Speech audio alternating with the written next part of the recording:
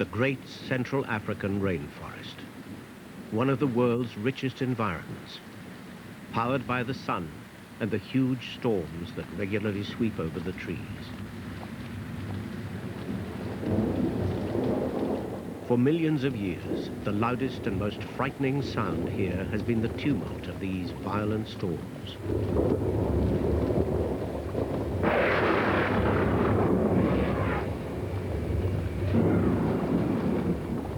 For most, this is the sound of life, a celebration of the vitality of the forest. But for some, it is a death knell. After every storm, there will be some ancient giant tree blown down or struck by lightning.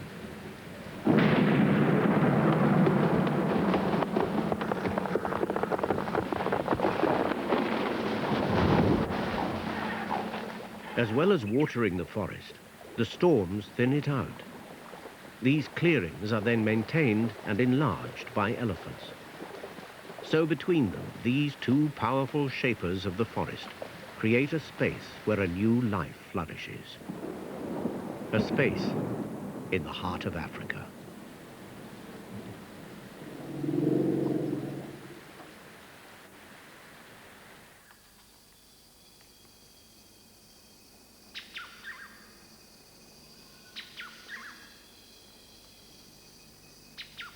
A forest giant has been struck down. An area that has been in permanent shade for decades is suddenly exposed to the sun. Within weeks, vines are creeping up the stump. The rich ash at the base supports flourishing vegetation, and even on the blackened trunk, mosses and small ferns have gained a foothold.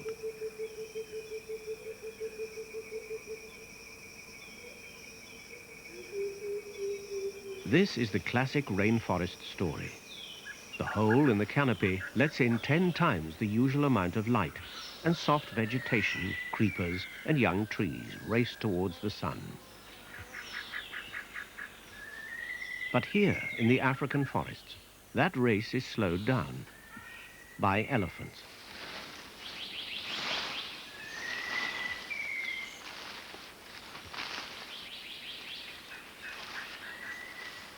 Elephants are very fond of this new secondary growth, and they regularly visit the clearings and eat all the young trees. In doing so, they slow down the healing process of the forest and keep the clearing open. Their dung enriches the soil, bringing grasses and herbs that attract other species, and their concentrated trampling and feeding damages more trees, which in time die, and so the clearing grows.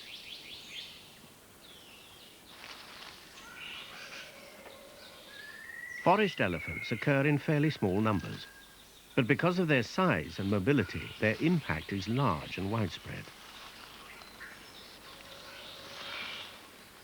Thanks to their behavior, the already rich forest is an even more varied place.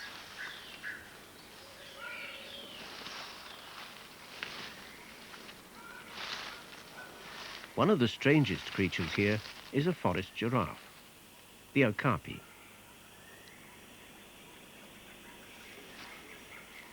First described from a piece of skin sent to London in 1900, the seldom seen okapi is the most dramatic large animal discovery of this century.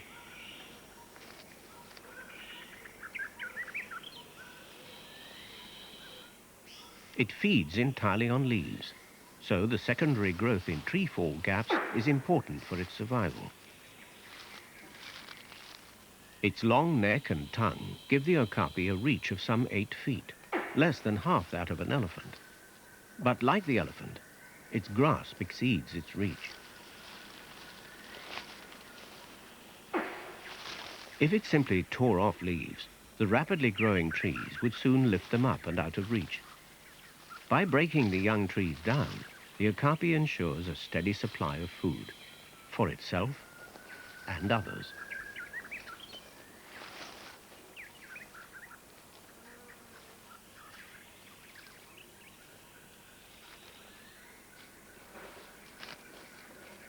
These pencil-thin legs belong to the smallest antelope in Africa.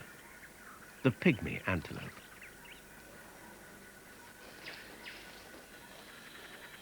It too is very dependent on secondary growth, which is soft and nutritious, and more importantly, which this cat-sized creature can reach. Except to birds, monkeys and squirrels, most of the rainforest's productivity is out of reach, up there in the canopy.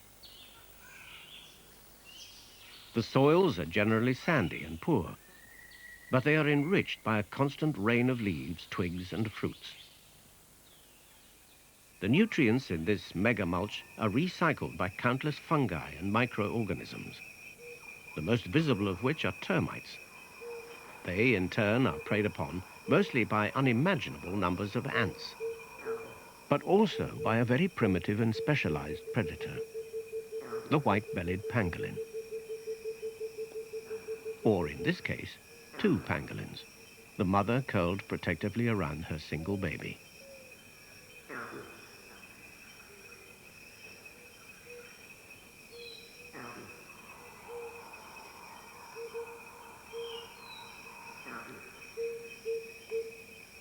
As the air cools, the night creatures begin to stir.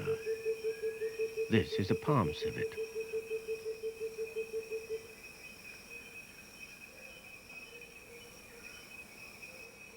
There is no sunset in the forest. The green aquarium light gradually fades, as if on some giant dimmer switch, and the night shift prepares to take over.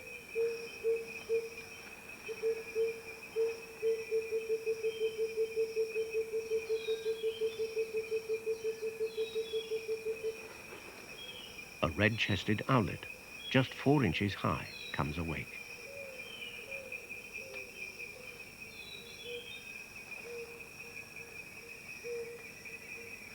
For the first few months of life, the baby pangolin rides on mum's tail.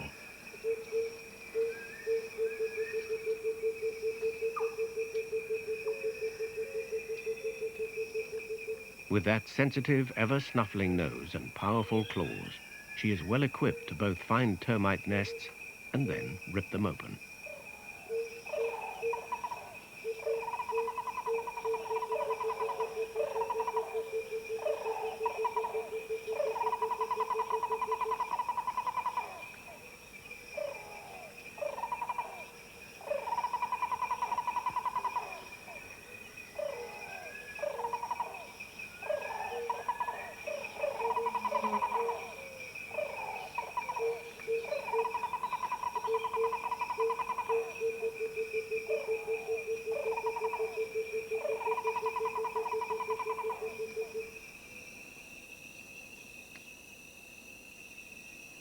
Just before dark, the palm civet emerges, easily identified by the 2 white spots on its shoulder blades.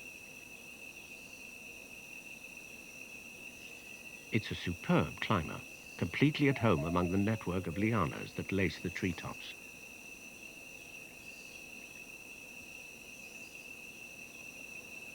A forest weaver has nested in what should be a safe place, but the palm civet is a master aerialist.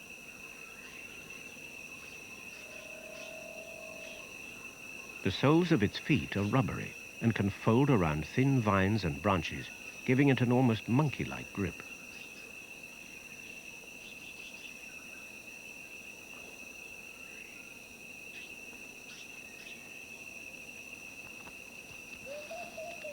But the nest is empty.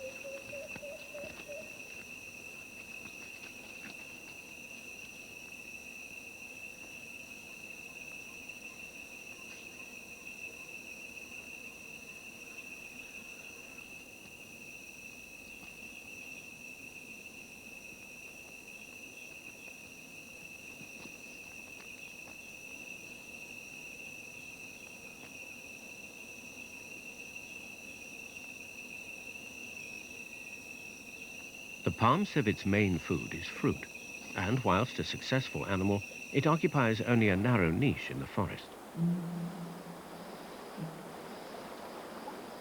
There is a much more successful family of small, spotted, cat-like animals here. A group that, like the palm civet, are in fact more closely related to mongooses. They are the jennets.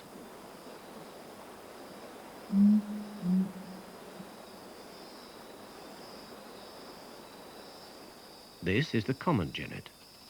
There is also a giant jennet and a much smaller species that is at home in the tops of the highest trees.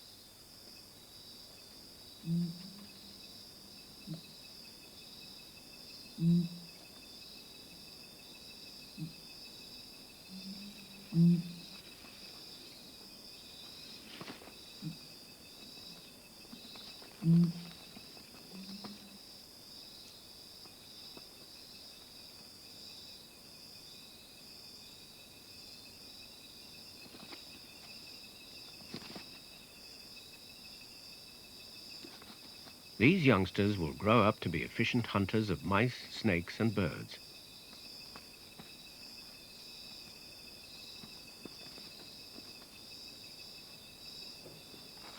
The jennets, in one form or another, are well distributed throughout the forest. One of them even evolved into a fisherman.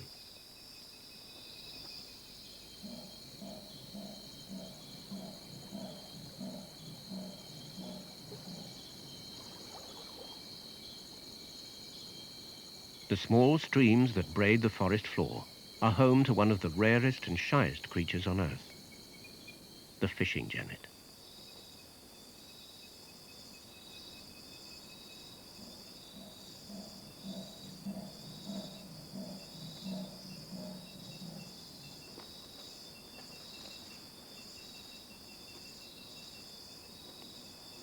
Known only from a handful of skins and skulls, until now no naturalist had ever seen the fishing jennet alive.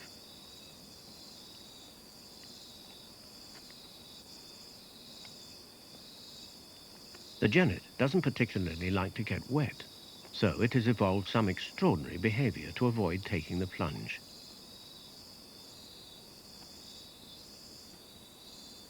Creeping to the water's edge, it gently pats the surface.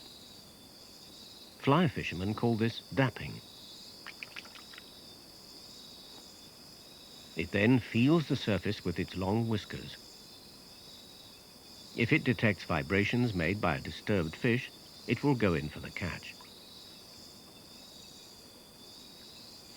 If it doesn't get good vibes, it moves on and stays dry.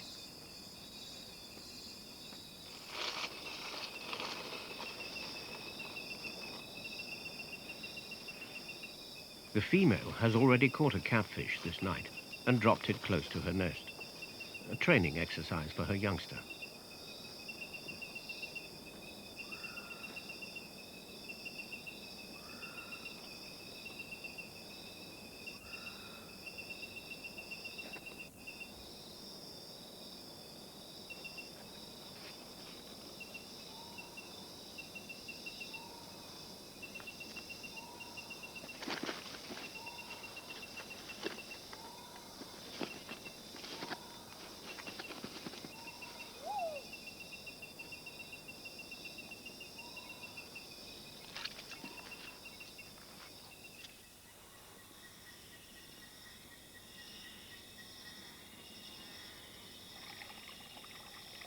Unobserved in the 50 years since the animal was first described, the fishing jennet has finally given up some of its secrets.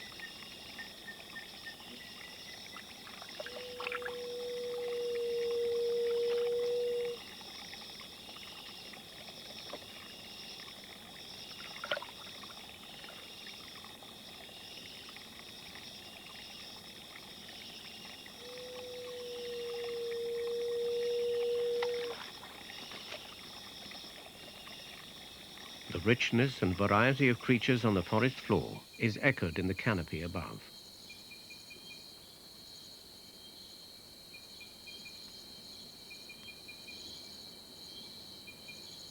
The pygmy gallego, or bush baby, enjoys pollen and fruit.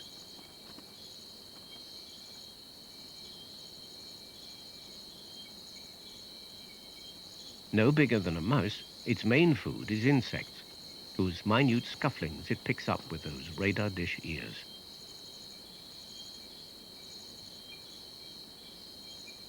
Some scufflings are not so minute.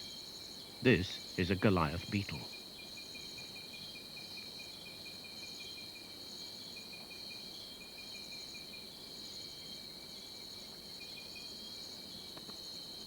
When Africa's smallest primate meets the continent's biggest beetle, insects are suddenly off the menu. Polite interest is all the bush baby can show in a beetle with twice its weight, but fortunately nothing like its speed.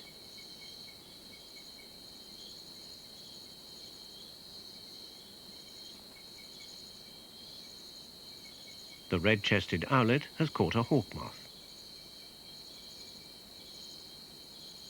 The bush baby, a praying mantis. The hawk moth is protected by a dense layer of fluffy scales that fly off in choking clouds.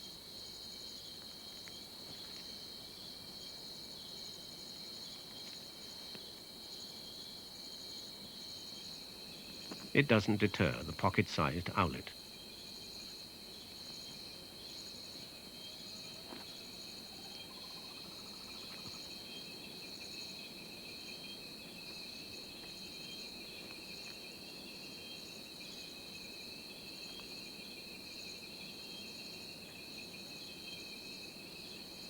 Sprinkled with nature's own moon dust, the forest night is still young.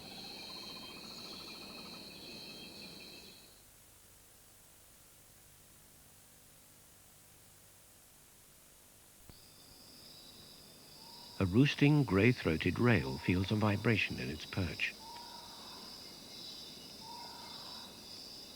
A pangolin is on the termite trail.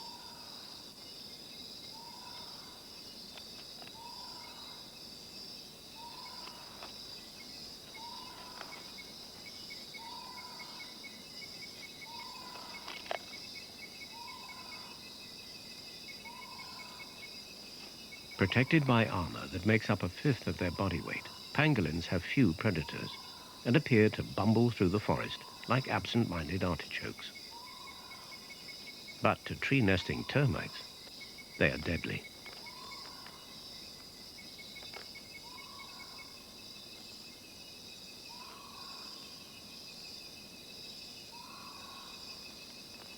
Damaging the nest brings out armies of termites, and the pangolin's tongue sweeps them up, mixed with lots of grit that helps grind them up in its stomach.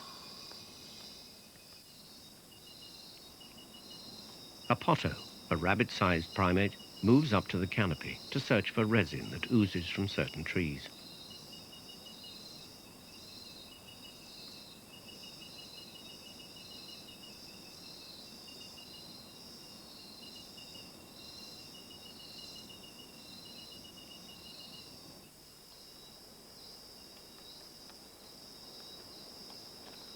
Pangolins often hollow out a termite nest and spend the day sleeping curled up inside it. This one moves off, back the way it came.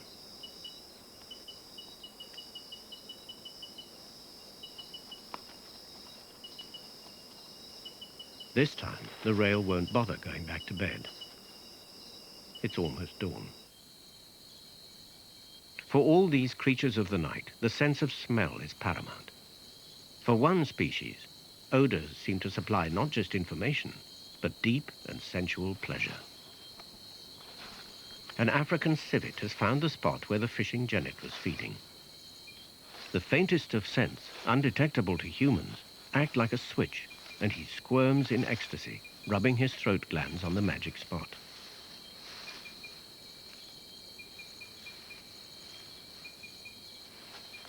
And for a civet, that was obviously a great way to start the day.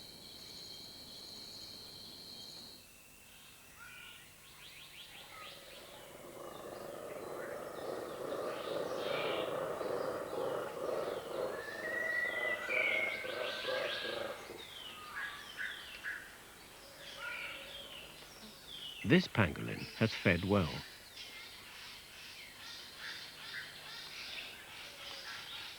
This one, perhaps disturbed by a predator in the night, has left his feeding late.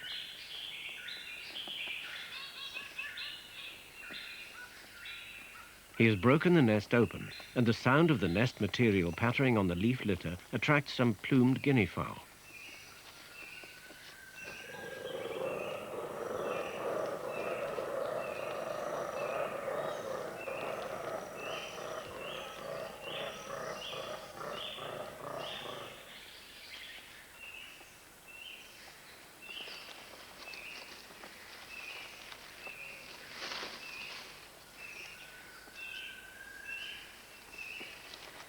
The termite bonanza also brings in some black guinea fowl. These two species rarely associate, and like rival punk rockers round a bar, they flash their Mohicans and flush with excitement.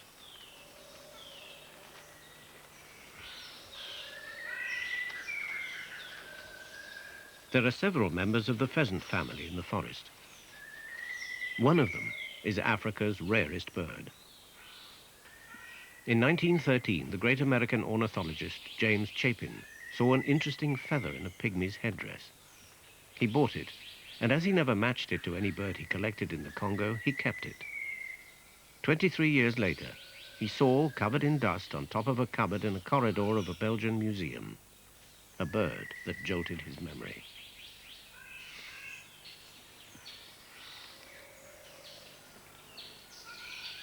It was part of a large amateur collection from the Belgian Congo and had been put aside as it was thought to be just a domestic peahen. Chapin knew better. After nearly a quarter of a century, he still had his feather. He sent for it, and it confirmed that this was indeed an unknown species. He immediately organized another expedition to the Belgian Congo, and in 1937, he collected what is still the most exciting new bird to be described this century, the Congo peacock. The male is certainly not as magnificent as its Indian relative, but what the Congo peacock may lack in splendor, it makes up in mystery. It has only ever been seen by a handful of naturalists and was last observed over 30 years ago.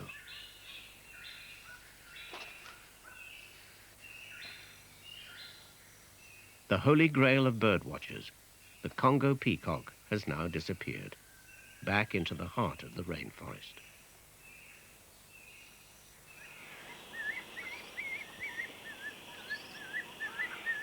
Elephants do not just slow down the regrowth of forest in the treefall gaps. In some places, they actively enlarge those clearings. This is most likely to happen in places where they concentrate to drink or feed on mineral deposits.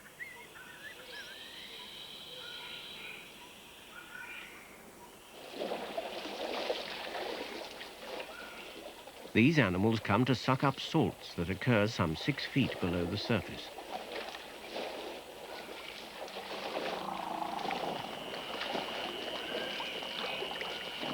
Pushing her trunk down as far as she can, the old cow blows bubbles to clear the gravel.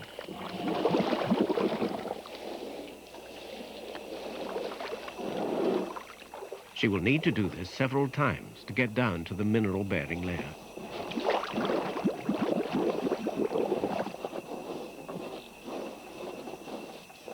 The youngsters wait patiently. Either their trunks are too short or they've not learned the bubble trick. To get their minerals, they must ambush Mum.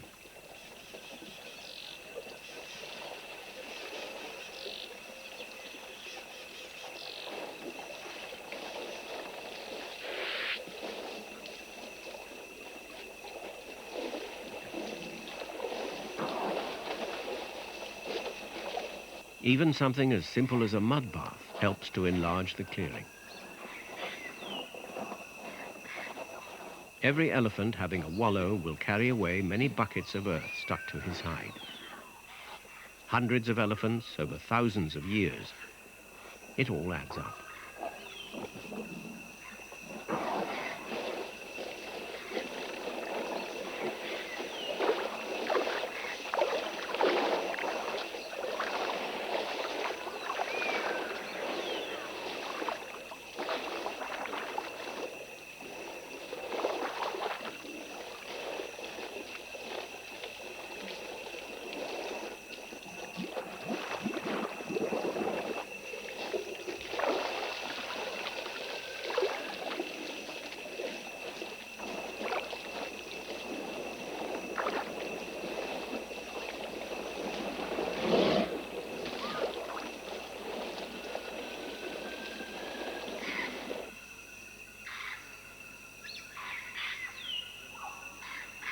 Grass and herbs that thrive in these sunlit spaces attract other forest dwellers, including the bongo, Africa's most beautiful and elusive antelope.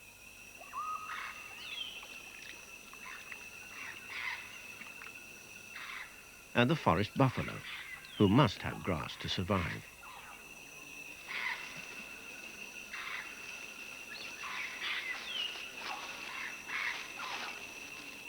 These animals also like to drink at open sites too, where a leopard would have a hard time stalking them. As a trade-off for the security, they must sometimes put up with a little hassling.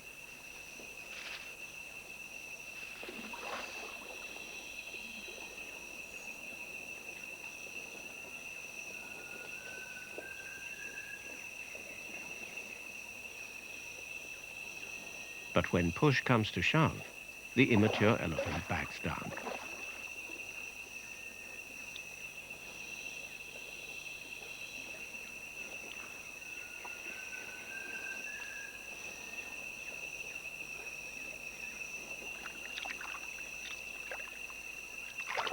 Many birds benefit from the clearings too. These are Hartlaub's ducks, who need open, slow-moving water, rarely found in the forest.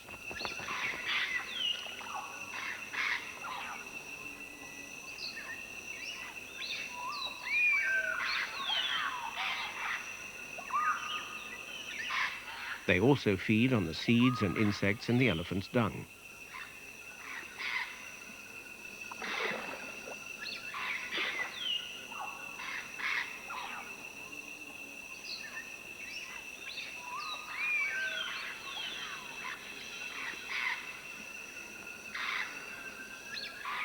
African grey parrots come in large flocks to drink and to feed on grass bulbs and herbs, which they share with the sitatunga, a smaller relative of the bongo.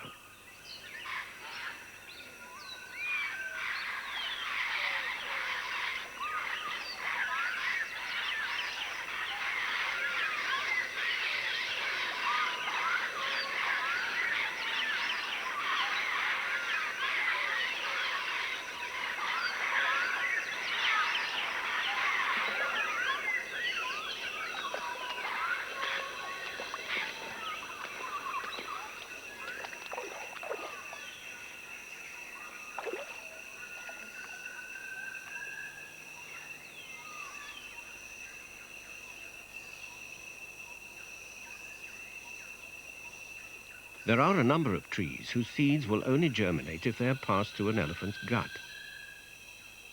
So, as well as providing a heavy-duty pruning and clearing service, elephants are very involved with the replanting process too. Spiritually, these giant gardeners give the forest a very special tension. Physically, they create a mosaic of ever-changing habitats that support a kaleidoscope of species. Some of them strange beyond imagination.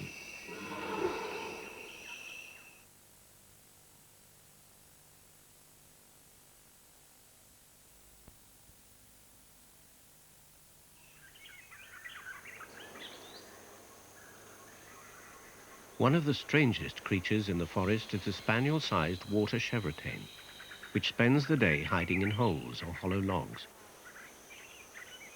This is a female. In the males, the canine teeth grow into sharp little tusks. They can cause serious injury, and this one has been fighting.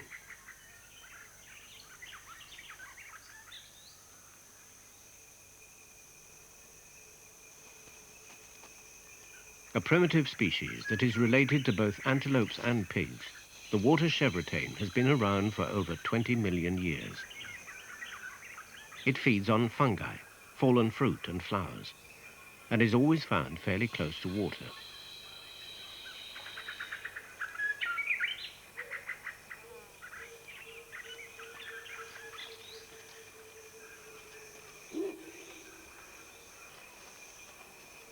Stream beds and swampy areas provide a good food supply, but more importantly, they provide the chevrotain with a refuge in times of danger.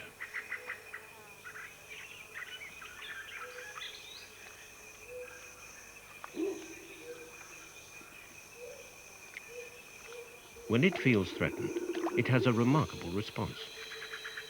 It heads for the nearest deep water, slips in, and hides below the surface.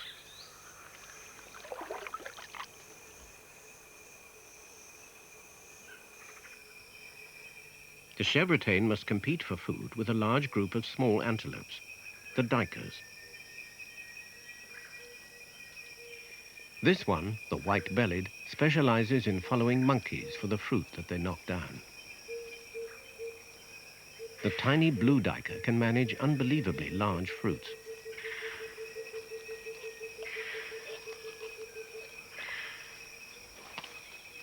And the powerful jaws of the bay duiker break all but the very hardest of seeds. By juggling their slightly different talents and requirements, 5 or 6 species of duiker are able to coexist among the rich pickings on the forest floor. The one thing they all have in common are these restless tails. It's a way of signaling to each other, but it's also a sure way to attract the attention of their 2 main predators.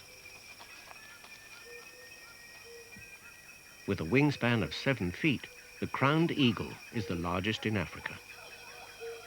In the forest, it feeds almost entirely on monkeys and duikers.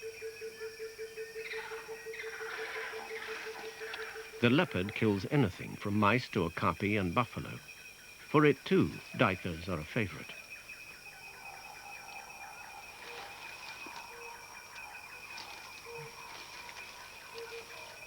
With predators like these, it's hard to imagine anyone wanting to attract attention. But one animal is unworried. This tail, like the frill on the end of a lamb chop, could signal a good meal, but it comes complete with lethal toothpicks.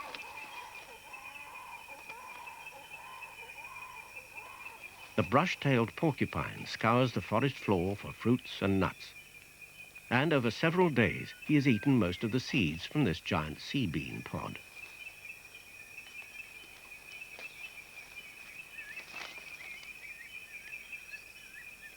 Though only rabbit-sized, he goes about his business with no concern for enemies. Any attacker is likely to target this tantalizing tail and end up with a face full of quills. The porcupine can attend to his meal, safe in the knowledge that any predator will quickly get the point.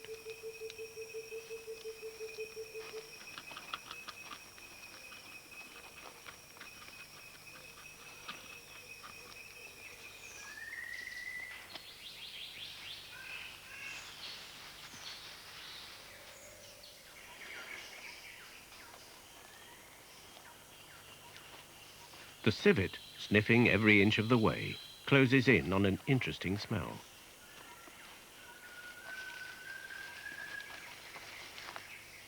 This football-sized fruit has started to ferment, and the faint aroma switches him straight into squirming mode.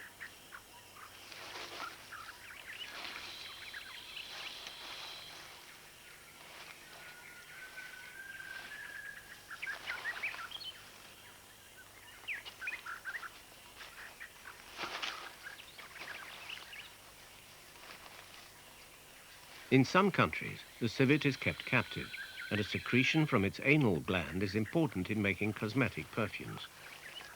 What still eludes perfume producers is the secret of what triggers these convulsions of pure pleasure. That fragrance, mercifully, is not yet on the market. Calvin Klein, eat your heart out.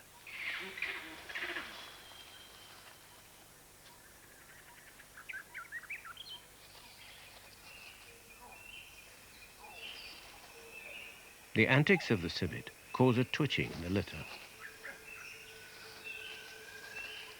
It's getting up time for the giant elephant shrew.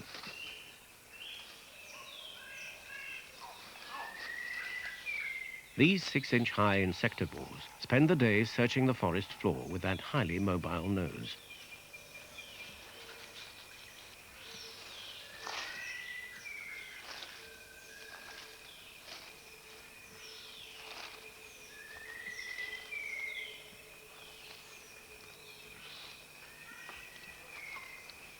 1 or 2 young are born, and after about 3 weeks they leave the nest, which is little more than a low mound of leaves.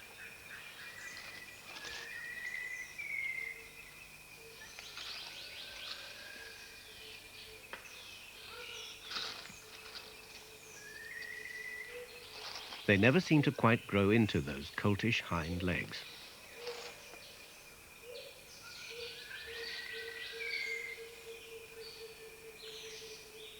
But they do get better at finding a teat.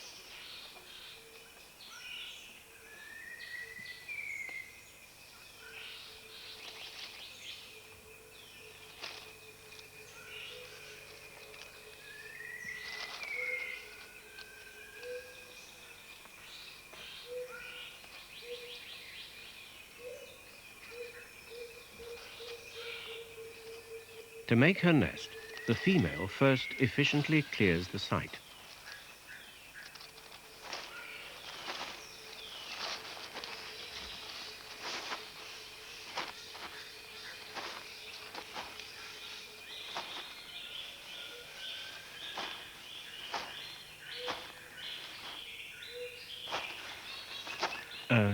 Efficiently clears the site.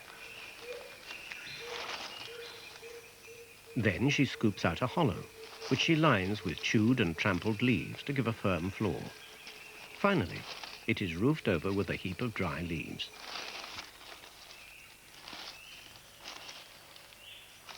It takes a couple of hours to make, and every few days she moves and starts again.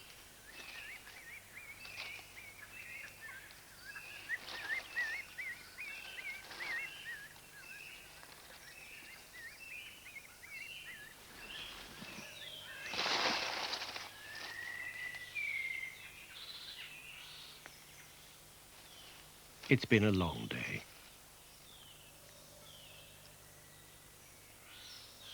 If the giant elephant shrew is a remarkable piece of evolution, the giant otter shrew is even more so. It is well named. The head, with its long whiskers and pinhead eyes, is classic shrew. The body, with its flattened, muscular tail, is all otter. And as for giant, it is at least 100 times heavier than the average forest shrew. Like the fishing genet, the otter shrew has evolved to exploit that rather plentiful rainforest environment, the water.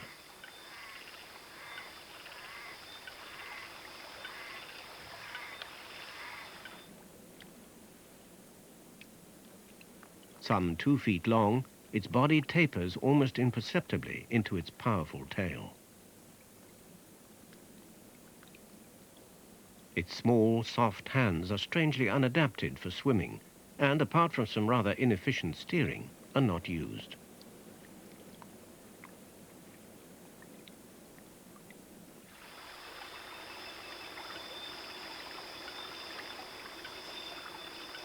The otter shrew hunts crabs in the shallows, but it also has a great turn of speed and can easily catch fish.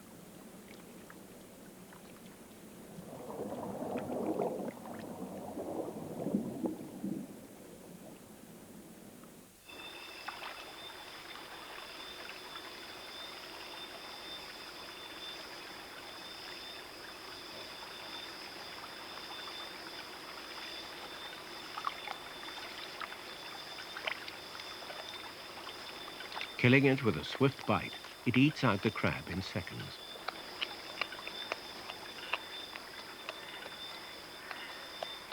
It will eat 20 or more in a night.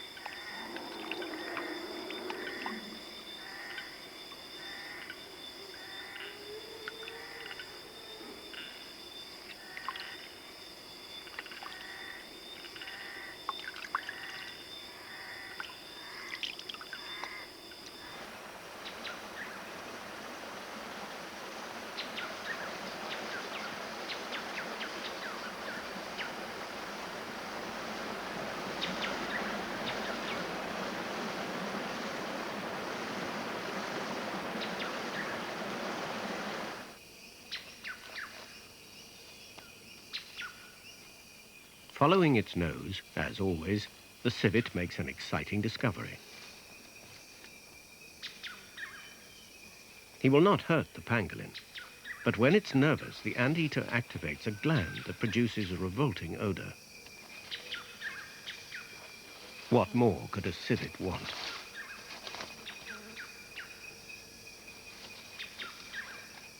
To him, the stench is as irresistible as catnip.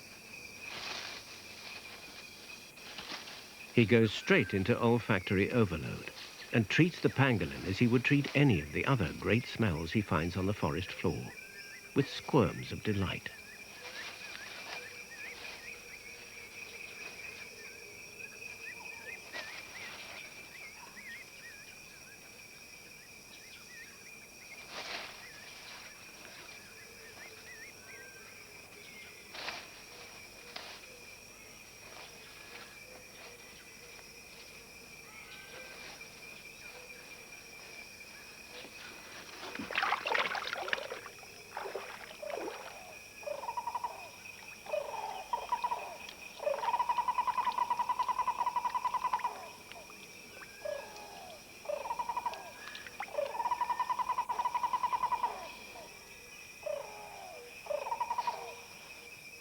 Despite its strange shape and the weight of its armor, the pangolin swims quite well.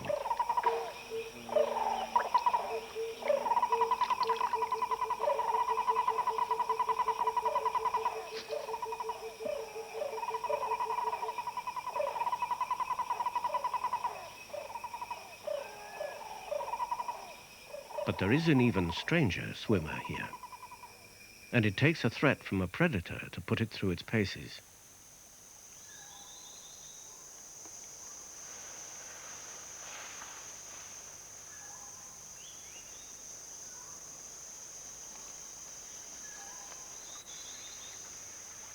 The crowned eagle has the chevrotain in its sights.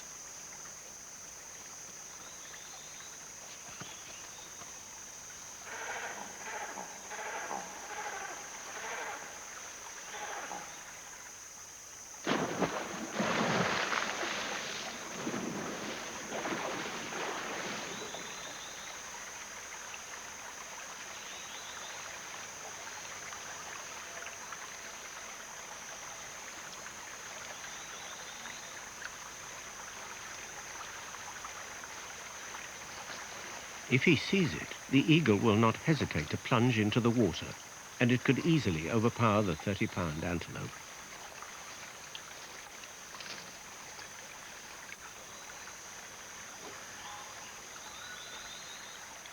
But the chevrotain is completely at home here. It doesn't just swim, it actually walks on the bottom, just like a hippo. It keeps its eyes open, but obviously sees rather poorly, probably much like human vision underwater.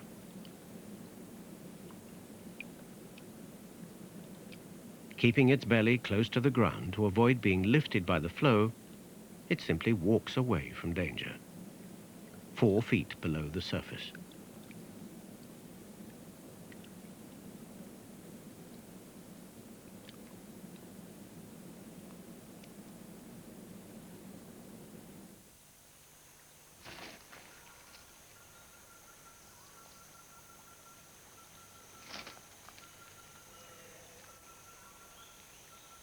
If necessary, it can save oxygen by simply resting on the bottom.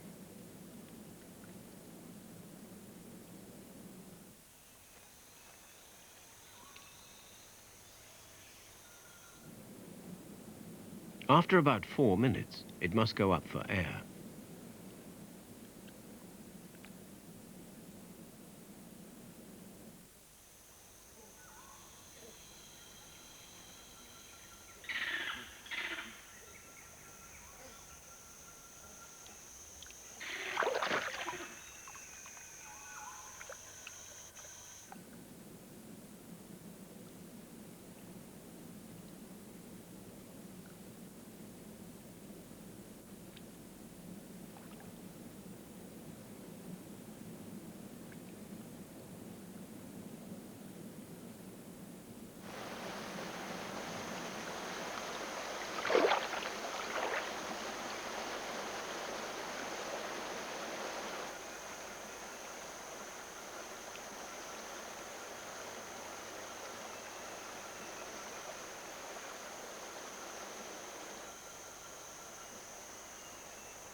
It has taken millions of years of evolutionary move and counter-move to produce these complex relationships that are the everyday stuff of life in the forest.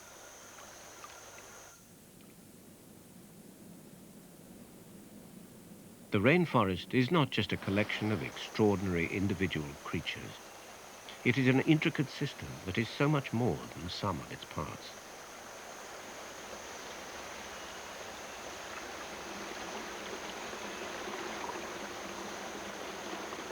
It's a wise rule that if you're going to tinker with a machine you do not understand, make sure you keep all the pieces.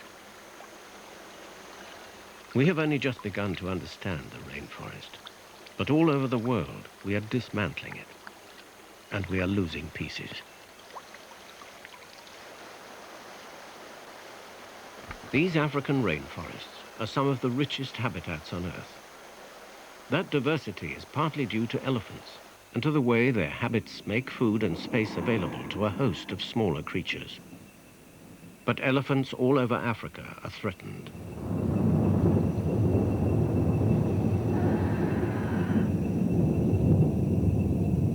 Now, as well as thunder, there is another loud noise in the forest. Gunfire.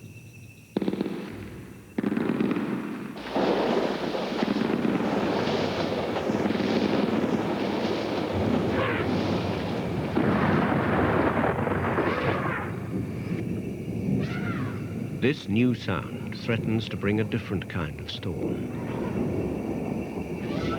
A storm of disastrous consequences. A storm in which not just leaves and a few old trees will fall, but one which could bring down the whole system.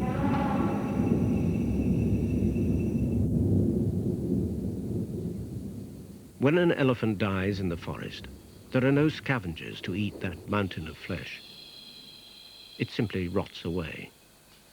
Toxic fluids leaking from the carcass kill the surrounding trees. Even in death, the elephant creates one last clearing.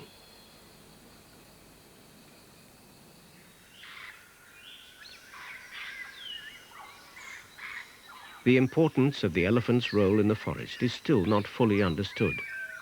And before we have the answers, these giants may be gone.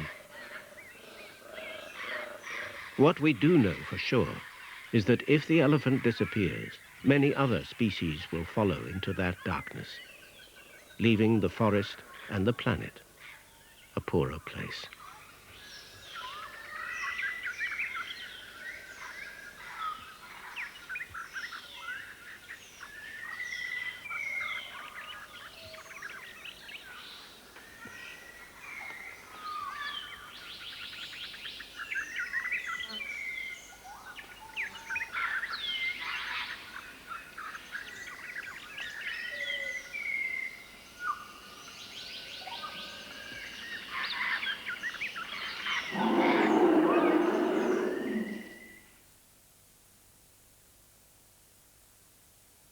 There's a colour brochure accompanying this survival special. If you'd like a copy, please send an A4 stamped addressed envelope clearly stating the programme title to Survival Brochure, Anglia Television, Norwich, NR1 3JG.